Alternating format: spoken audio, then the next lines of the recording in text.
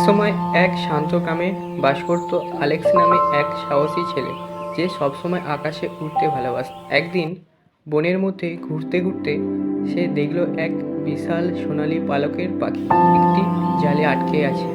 গাছের পাতায় ফাঁক দিয়ে সূর্যের আলো এসে পাখিটির ঝলমলে পালকে পড়েছে, তাতে পাখিটিকে আরো সুন্দর লাগছিল।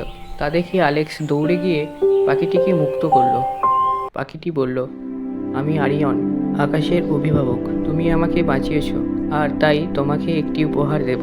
আমার সাথে উড়ে বেড়ানোর ক্ষমতা। বিশাল পালকের সৌন্দর্য ফুটে উঠেছে। অ্যালেক্স রাজি হলো, আর অ্যারিয়নের ডানার ছোঁয়ায় হঠাৎই তার শরীর হালকা হয়ে গেল। তারা একসঙ্গে আকাশে উড়ে চলল। যত উপরে উঠল ততই অবিশ্বাস্য লাগছিল।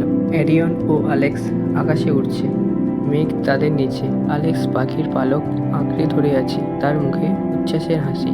নিচে এক প্রাকৃতিক সৌন্দর্য দৃশ্য।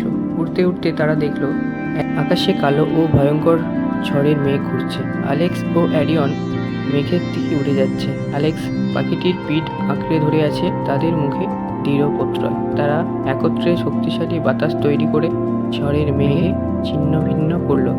ঝড় থেমে গেল, গ্রামও রক্ষা পেল।